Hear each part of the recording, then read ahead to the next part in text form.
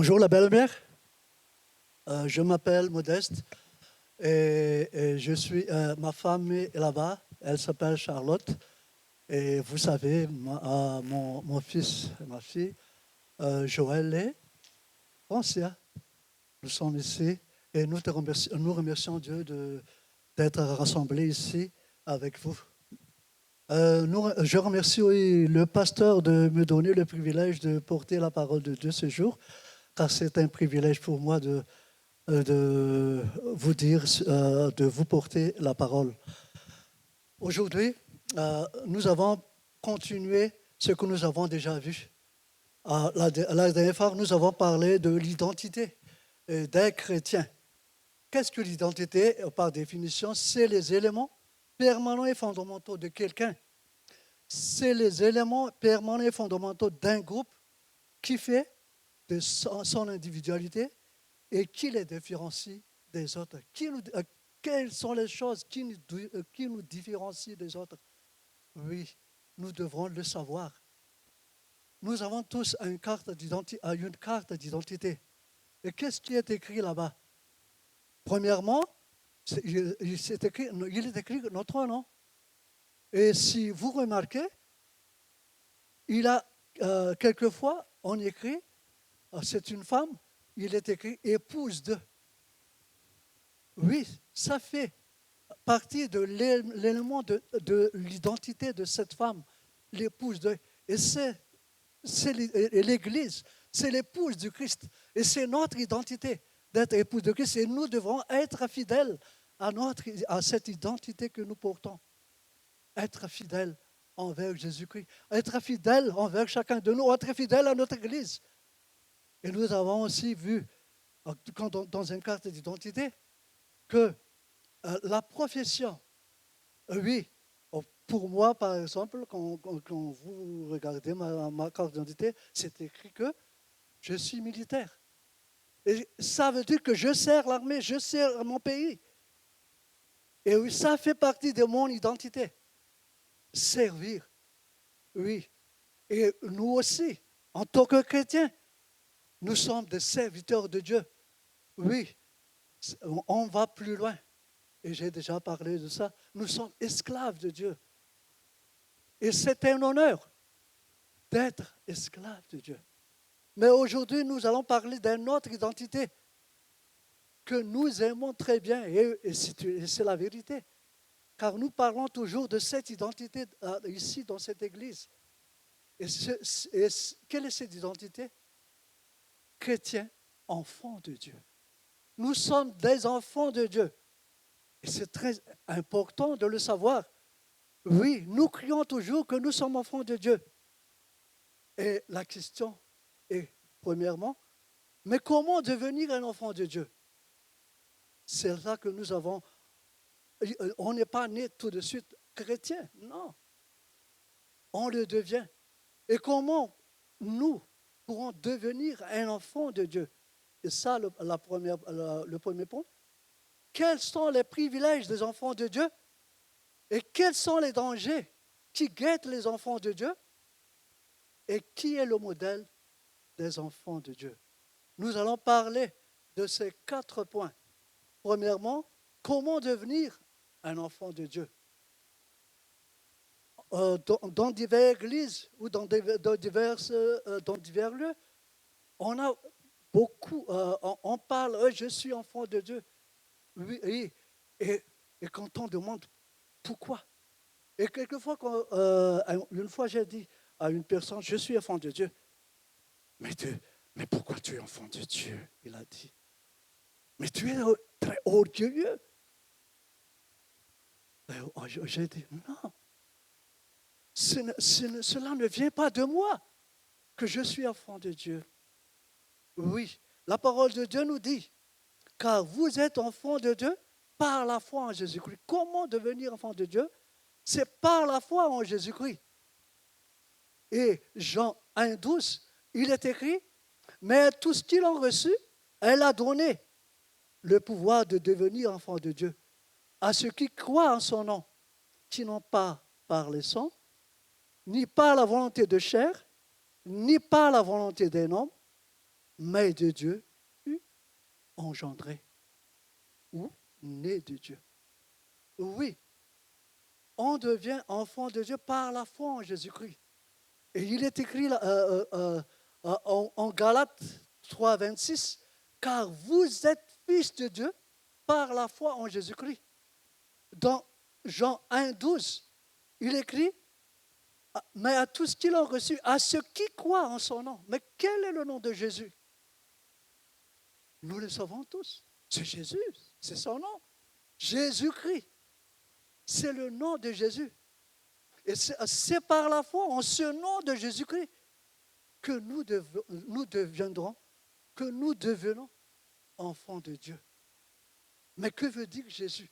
Quand on parle de nom, il faut savoir ce que veut dire un nom. Quand on parle du nom de Jésus, on parle de ce qu'il est et de ce qu'il a fait. Dès que nous parlons d'une personne, dès que nous attendons par le nom d'une personne, ce qui vient dans notre tête, c'est tout de suite ce qu'il est et ce qu'il a fait. Oui.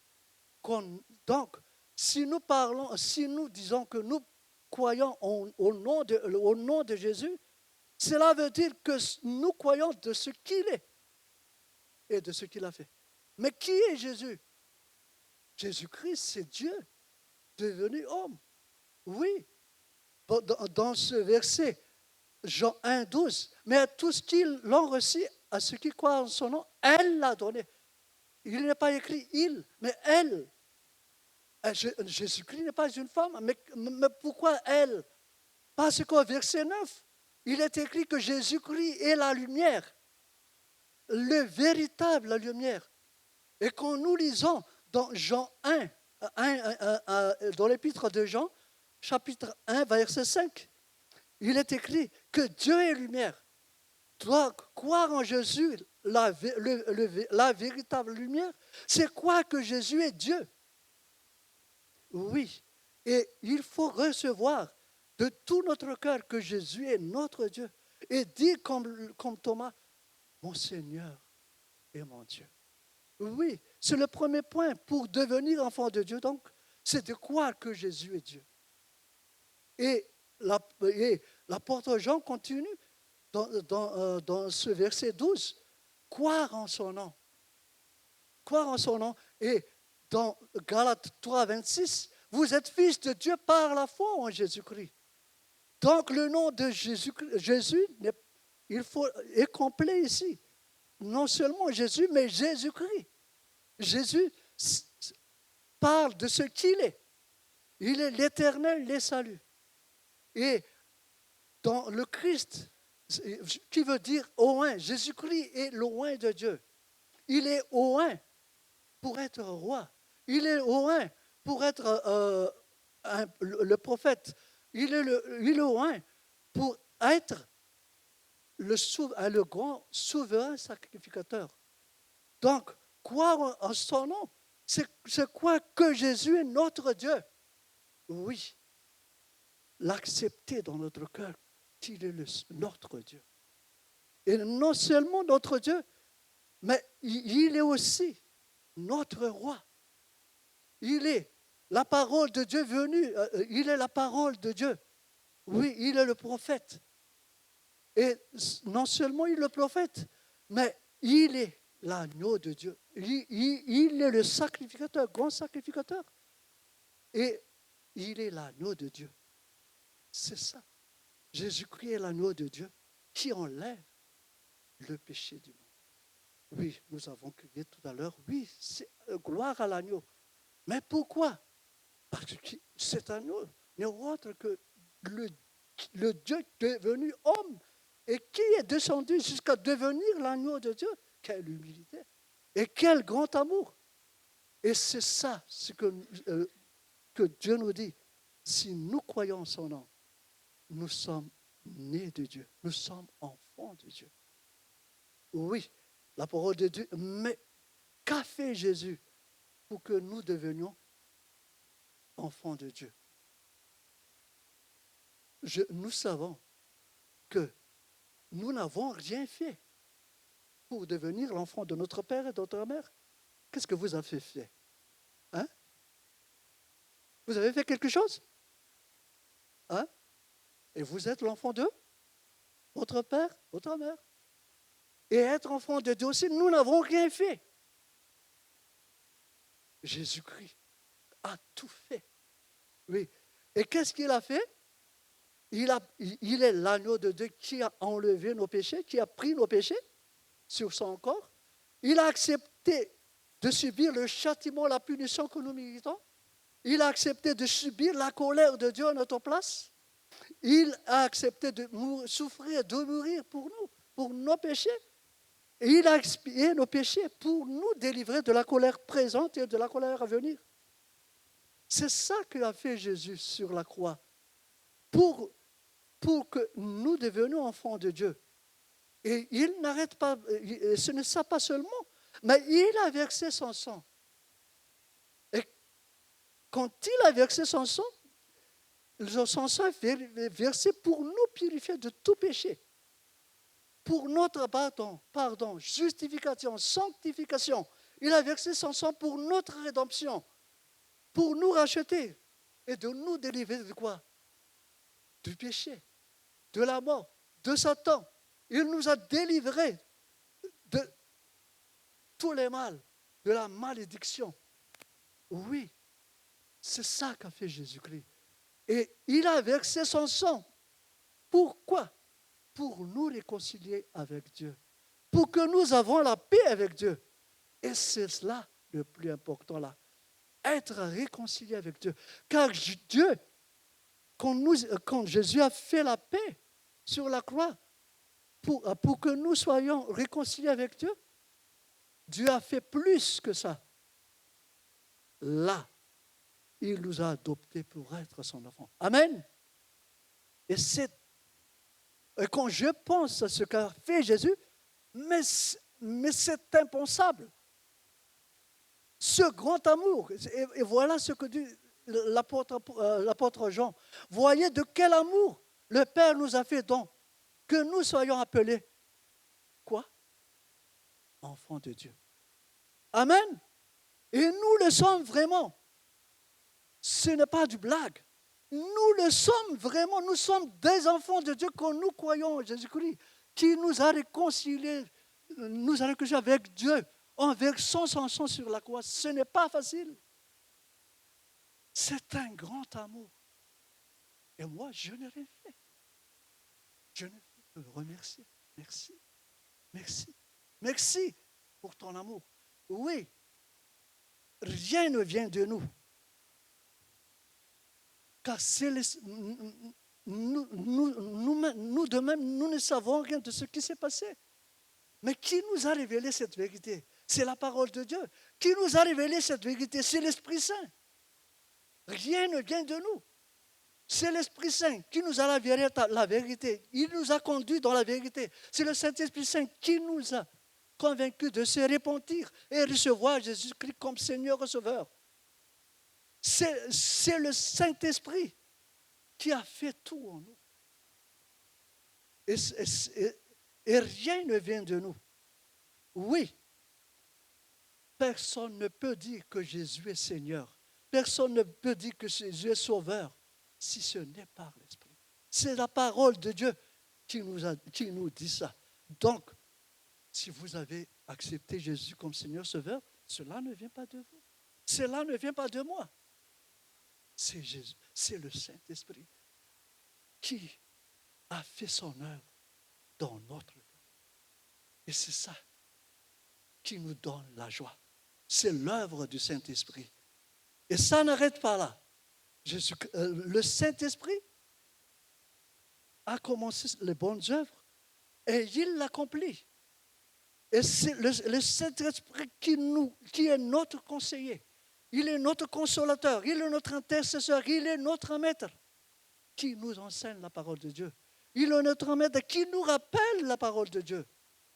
C'est le Saint-Esprit, c'est Dieu lui-même qui a départi la foi. C'est écrit en Romains 12, 3. La foi départit à chacun de nous. Oui, quand j'ai regardé le dictionnaire, que veut dire départir? Ça veut dire que donner quelque chose en partage, accorder, attribuer. Notre foi vient de Dieu. Cela ne vient pas de nous. Et si nous avons accepté Jésus, cela ne vient pas de nous. Et quand nous avons accepté Jésus, dis seulement, merci Jésus, merci Saint-Esprit, car c'est toi qui as fait toutes choses dans mon cœur. Et quel est le privilège de l'enfant de Dieu? C'est ça le deuxième point. Quand on est enfant de Dieu, on a des privilèges. Et quand on parle de privilèges, les gens pensent, peut-être je serai un peu plus riche qu'avant. Oui, un enfant de Dieu ne devait pas être pauvre. Comme moi, j'étais au temps où j'ai reçu Jésus-Christ comme mon Seigneur Sauveur, quand j'ai écouté mon frère qui a témoigné, moi j'ai dit, oh, mais il est comme moi. Il était comme moi, j'ai dit. Mais il était comme moi. Cela ne vient pas de moi. Tout d'un coup, moi, je me sens perdu. Mais cela ne vient pas de moi. Tout de suite, dans mon cœur, je sens, tu es perdu, tu es perdu, tu es perdu. Mais c'est le Saint-Esprit qui a fait ça en moi. Et tout de suite, j'ai cherché le salut. Que devrais-je faire? Que dois-je faire? Et j'ai commencé à lire la Bible. Et c'est là que j'ai vu, Jésus est mort. Je suis sauvé. Je suis devenu enfant. Cela ne vient pas de vous. Amen. Cela ne vient pas de vous. C'est l'œuvre du Saint-Esprit. Et remercions Dieu. Car si c'est notre œuvre, ce ne sera pas possible. Amen. Ah oui. Et nous avons le privilège non matériel. Mais notre grand privilège, c'est d'être aimé. Être aimé de Dieu. Nous cherchons toujours beaucoup de choses. Mais le plus important, c'est d'être aimé de Dieu. Être aimé. Et cet amour, rien ne peut nous séparer de cet amour. C'est ça le plus important, notre privilège. Et n'oublie pas ça. C'est le plus grand de notre privilège, c'est d'être aimé de Dieu. Et rien ne peut nous séparer de l'amour de Dieu. Il ne faut jamais. Une petite histoire d'un enfant. Cet enfant noir américain, et, les Noirs, en ce temps, les Noirs sont persécutés, etc., à cause du racisme en ce temps. Mais l'enfant est toujours joyeux. Et les gens se disent, mais il est toujours malgré la persécution, malgré tous les problèmes. Et on lui a demandé, pourquoi tu es joyeux? Il a répondu, parce que ma mère m'aime. Oui, il ne cherche pas autre chose. Il est joyeux. C'est son privilège. Parce que Dieu m'aime. Parce que mon Père m'aime. Ça me suffit. Et je suis toujours dans la joie. Et oui, nous, enfants de Dieu, sois toujours dans la joie. Parce que Dieu nous aime. Amen. Oui. Et ce n'est pas seulement notre privilège. Il y a beaucoup. Mais je parle simplement de quelques privilèges, de notre faveur. Nous sommes héritiers, co-héritiers du Christ. Nous sommes frères de Christ. Nous sommes habités par le Saint-Esprit. Nous sommes participants de la nature divine. Nous appartenons à la famille de Dieu. Nous sommes ici tous des frères et sœurs par la foi en Jésus-Christ, car nous sommes tous des enfants de Dieu. Amen. Et nous aimons les uns les autres. Mais c'est une grâce. Même si nous avons des problèmes, quand nous pensons à notre frère, oui, il a quelqu'un qui m'aime, il a quelqu'un qui me soutient dans la prière. Mais ça nous fortifie. C'est de la joie. Nous avons toujours la joie d'être enfants de Dieu. Et n'oublie pas, notre privilège d'avoir une communion et une relation avec Dieu. Il ne faut pas négliger la relation et la communion avec Dieu dans nos prières. Oui, dans la communion fraternelle. Ne n'oubliez jamais ça, car c'est notre privilège. Les autres n'ont pas ça, mais nous l'avons. Le troisième point, c'est que les dangers qui guettent les enfants de Dieu. Dans la Bible, quand nous regardons dans la Bible, nous voyons quatre fils. L'histoire de quatre fils que Jésus a fait. L'un de ces paraboles se trouve dans Luc 15, 11 à 32. On parle de deux fils là.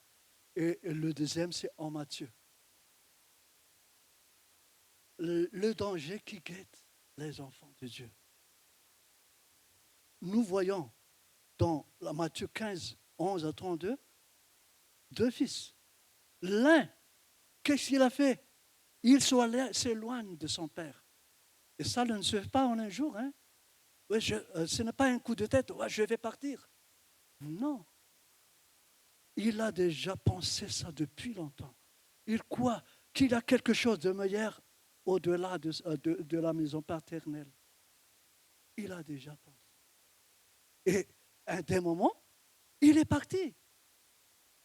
Ce fils, ça nous guette aussi. De s'éloigner.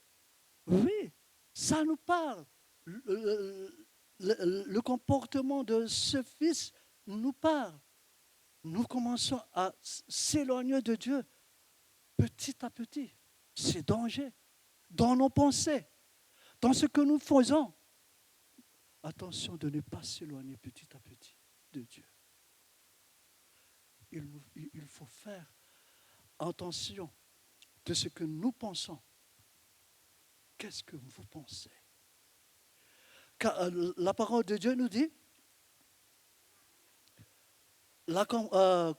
n'aimez pas le monde, ni ce qui est dans le monde. Si quelqu'un aime le monde, l'amour du Père n'est pas en lui. C'est dans 1 Jean 2, verset 15 jusqu'à 16. L'amour du Père n'est pas en lui. En effet, tout ce qui est dans le monde, la convoitise de l'homme, la convoitise des yeux et l'orgueil de richesse, vient non du Père, mais du monde. Et Jacques 1, 14 à 15, il est écrit, mais chacun est tenté quand il est attiré et entraîné par ses propres désirs, convoitises. Puis le désir, lorsqu'il est encouragé, donne naissance au péché. Et le péché, parvenu à son plein développement, a pour fruit la mort. Il a un processus et ça évolue. Ça commence dans la tête. Et après, on entre en action, à l'action. C'est dangereux. Donc, dès qu'il y a quelque chose contre la volonté de Dieu dans notre tête, il faut l'enlever tout de suite. Il ne faut pas leur donner place pour ne pas s'éloigner de Dieu. Donc, quelqu'un s'est déjà éloigné de Dieu dans ses pensées. Quelqu'un s'est déjà éloigné de Dieu dans ses actions. Quelqu'un a déjà éloigné de Dieu en quittant l'Église même. Oui, et ça nous guette chacun de nous. Ça nous guette. Car Satan, il n'a pas de problème à ceux qui sont dehors. Ce n'est pas son problème. Son problème, c'est nous. Il cherche tous les moyens pour nous éloigner de Dieu. Et ce fils, attention, il s'est éloigné de Dieu. Mais après, il s'est repenti. Oui, si tu t'es éloigné de Dieu, oui, dans tes pensées, dans tes actions, dans tout ce que tu fais, n'attends pas demain, aujourd'hui et maintenant. Répands-toi et reviens ton Dieu. Amen. C'est ça que Dieu veut dans l'histoire de ce cadet. Mais l'autre, l'aîné, qu'est-ce qu'il a fait? Il est resté à la maison de son père. Mais si nous lisons bien le parabole, il n'est pas content. Il n'est pas content. Il n'est pas à l'aise auprès de son père. Il n'était pas heureux. Il est amer. Il est sans joie. Il critique même son père. Il fait de reproches à son père. Il le traite d'ingrat. C'est ça qu'il a fait. Le monsieur qui est resté à la maison de son père. Et ça nous guette aussi.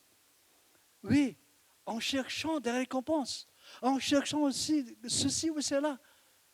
Et nous devenons aigres envers Dieu. Je me rappelle de moi-même. C'est un témoignage. J'ai reçu Jésus comme Seigneur Sauveur. Avant, je n'étais pas malade. J'étais en forme. Et quelque temps après que j'ai reçu Jésus comme mon Seigneur Sauveur, j'ai eu mal à l'estomac. Et ça fait très mal. Je n'arrive pas à dormir la nuit. Ça fait trop mal toute la journée. Et je deviens aigre. Oh, pourquoi je suis malade? J'ai mal à l'estomac comme ça. Je n'ai pas eu ce mal de toute ma vie. Et mais pourquoi quand je suis avec Jésus, j'ai mal à l'estomac? En ce temps, et je dis, pourquoi Jésus? Pourquoi Jésus? Pourquoi j'ai mal? Il faut le servir, il faut l'aimer. Et j'étais allé dans une église et je me suis tombé à genoux et j'ai dit, pardonne-moi Jésus, pardonne-moi parce que je suis aigre. Oui, je ne suis pas content, oui, j'ai mal. Et pardonne-moi. Et après, j'étais sorti à l'aise d'être pardonné. Et que s'est-il passé? Le lendemain, j'ai commencé à faire un peu de sport. Car moi, j'ai arrêté le sport. Oui. J'ai pris du temps. Et c'est vrai. Même à 2 heures du matin, je prends ma Bible et je commence à lire la Bible jusqu'au matin. Oui. Dès que j'ai le temps, je lis ma Bible. Et là, j'ai dit, il faut avoir de l'équilibre. Il faut bien dormir. Il faut faire ceci. Et j'ai arrangé ma vie. Il faut lire la Bible. En ce temps, je vais lire la Bible. En ce temps, je vais faire ceci. Oui. Et ce qui m'étonne, seulement après 2 jours, mais je ne suis plus malade. Je n'ai plus mal dans l'estomac. Oh, merci mon Dieu. Oui. Nous sommes enfants de Dieu. Ne soyons pas aigres. Ne soyons pas sans joie dans notre vie. On cherche des récompenses. Le monsieur cherche des récompenses. Mais quelle est la récompense qui est la plus grande récompense? Il a oublié. La plus grande récompense, c'est d'être auprès de son Père. C'est ça, sa récompense. Rester auprès de son Père. Mais il n'a pas reçu cette récompense.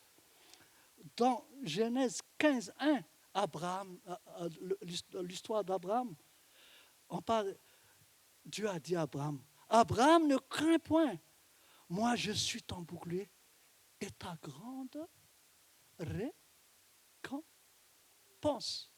Oui, et le psalmiste a dit, pour moi m'approcher de Dieu, c'est mon bien, c'est notre bien. La plus grande récompense, c'est d'être près de Dieu, c'est d'être avec Dieu. C'est notre récompense. Ne cherchez pas loin. Ne cherchez pas autre chose. Et le troisième point, c'est en Matthieu 21, 28 jusqu'à 31. Le parabole des 2 fils aussi. Et que fait ce fils? L'un de ce fils a dit à son père, son père a dit, mon enfant, va travailler aujourd'hui dans ma vigne. Et que dit le fils? Il répond, je ne veux pas. je ne veux pas aller travailler. Mais après, il regrette. Oui, ça peut nous arriver aussi. Oui, tu as reçu Jésus comme Seigneur Sauveur personnel. Tu l'aimes, oui. Va te baptiser. Non, allons, attends, ce n'est pas encore le moment. Je ne veux pas encore. Il faut attendre. Mais qu'est-ce que tu attends? Hein? Après le baptême, va servir. Non, ce n'est pas encore le moment. Moi, je n'ai pas cette capacité. Je ne veux pas. Et ainsi de suite, on cherche des prétextes pour ne pas faire la volonté de Dieu. Oui, je ne veux pas. Je te le dis aujourd'hui. Fais comme ce fils. Il a regretté. Et il est allé vers la vigne de son père. Amen. Oui, n'attends pas demain. Ne dis pas je ne veux pas. Ou bien attends un peu. Le lendemain, ce n'est pas à nous. C'est aujourd'hui le temps de salut. C'est aujourd'hui que tu dois recevoir Jésus comme Seigneur et Sauveur personnel. C'est aujourd'hui que tu dois avancer avec Jésus. Et le quatrième fils, qu'il a fait, qu'est-ce qu'il a fait? Ça aussi, ça nous guette, ce qu'a fait le quatrième fils. Son père, il dit la même chose à ce fils. Il a dit aussi donc, va travailler aujourd'hui dans ma vigne. Et qu'a dit son fils? Je vais bien. L'autre a dit, je vais bien, Seigneur. Je veux bien, Seigneur. Oui, je veux aller dans le champ, Seigneur. Mais la suite, il ne l'a pas. Ça nous guette aussi. C'est de ne pas respecter quoi? Notre engagement. Oui, ça nous guette. Attention, quand nous nous engageons à quelque chose, quand nous disons quelque chose, ah frère, je vais te porter dans la prière. Ah, c'est facile à dire, hein? Mais tout de suite, on oublie. Car il a le train-train de la vie. Et on a oublié de prier pour le frère. C'est dangereux. Quand on dit quelque chose, il faut le faire. La dernière baptême, j'étais très content de voir avec conviction la sœur. Oui, oui. Waouh, j'ai dit. J'ai vu quelqu'un qui fait comme ça, quelqu'un qui a fait comme ça. Oui, oui. C'est bien.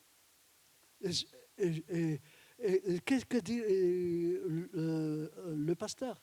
Est-ce que le frère qui a fait le baptême, est-ce que tu t'engages de vivre en tant qu'enfant de Dieu? Oui, je m'engage. On ne t'a pas forcé de le dire, hein? Mais c'est toi qui lui as dit. C'est nous qui l'avons dit. Je m'engage. Donc fais-le. Amen. Oui. Le comportement de ces 4 fils peut nous arriver. Et il faut faire attention. Si nous nous sommes éloignés de Dieu, si nous sommes restés près de Dieu par devoir, sans joie, ou bien si nous ne voulons pas faire la volonté de Dieu, ou bien si nous ne respectons pas notre engagement. Nous sommes fils de Dieu, filles de Dieu. Honorer Dieu en tant que notre Père. À ce dernier temps, nous avons, au mois de juin, moi, je suis le journal, les informations. Il y a des fils d'ex-présidents, fils de présidents, fils d'ex-élus, d'ex-candidats au présidentiel. À la télévision, ils ont dit que ce fils a fait beaucoup de mal, qu'il ne paie pas son impôt, comment dirais-je, qu'il se drogue, le fils de ce président, qu'il fait toutes sortes de délits, ce fils de président. Mais ça ternit l'image de son père, ce qu'il a fait. Et nous aussi, faisons attention de ne pas ternir l'image de notre Père, car nous sommes enfants de Dieu. Amen. Et c'est ça. Donc, nous devons avoir un modèle. Et qui est ce modèle? C'est Jésus-Christ. Oui, notre modèle, c'est Jésus-Christ. Ce Fils qui a honoré le Père en toutes choses. Et ce n'est pas, et la parole de Dieu nous dit de fixer les yeux sur Jésus-Christ. Fixons nos yeux, ce qu'il a fait pour avancer. Oui, regardons vers Jésus-Christ. Soyez, l'apôtre Paul a écrit dans 1 Corinthiens 11, 1, soyez mes imitateurs comme moi je suis, comme je le suis moi-même, de Christ. Oui, imitons Jésus-Christ et avançons avec lui. Jésus-Christ, dans sa vie, il a toujours cette relation et cette communion avec son Père. Oui, c'est notre privilège en tant qu'enfant de Dieu d'avoir cette relation, une communion avec notre Père tous les jours, toute heure, toutes les minutes, toutes les secondes. Soyons en connexion avec notre Père, avec notre Dieu, avec notre Jésus. Soyons toujours en connexion avec lui. Et c'est ce qu'a fait Jésus-Christ, notre modèle.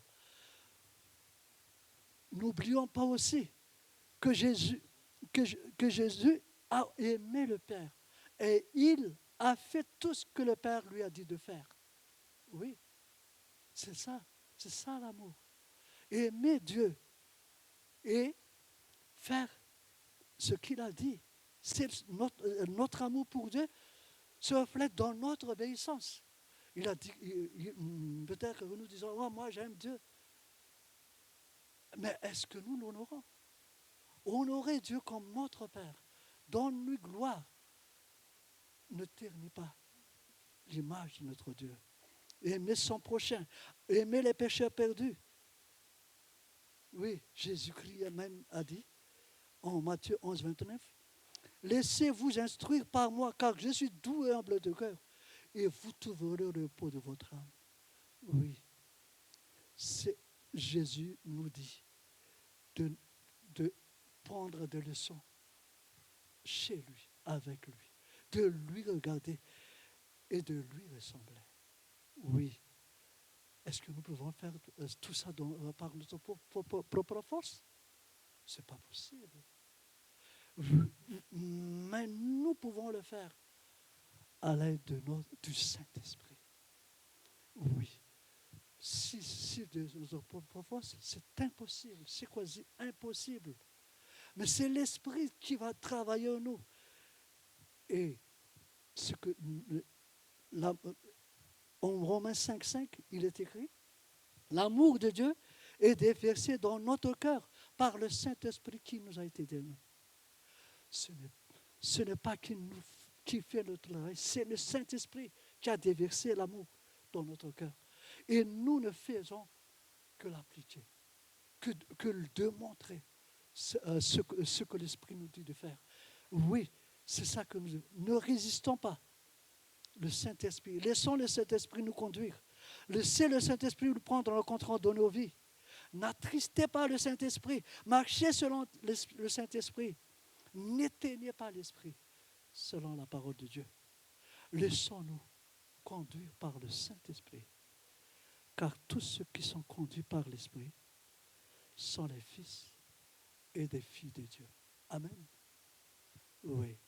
Laissons le Saint-Esprit prendre le contrôle de notre vie. Amen. Prions. Père, nous te remercions pour ta parole. Oui, tu nous as vraiment aimés. Et malgré notre petitesse, notre mauvaise conduite, malgré tout ce que nous avons fait, tu ne nous as pas abandonnés. Au contraire, tu nous as aimés jusqu'à donner ton Fils pour nous sauver. Oui, pour nous réconcilier avec toi, pour que nous devenions ton enfant. Oh mon Dieu, quel amour. Merci beaucoup. Merci pour tout. Et aide-nous, mon Dieu, que ton esprit nous conduit pour t'honorer, pour te glorifier, parce que tu es notre Père. Et ta parole dit, si Jésus Père, pourquoi vous ne m'honorez pas? Oui, mon Dieu, remplis-nous de ton esprit pour que nous pouvons t'honorer en toutes choses, pour te glorifier et que ton nom soit glorifié en toutes choses dans nos vies. Au nom de notre Seigneur Sauveur Jésus-Christ. Amen. Écoute-moi,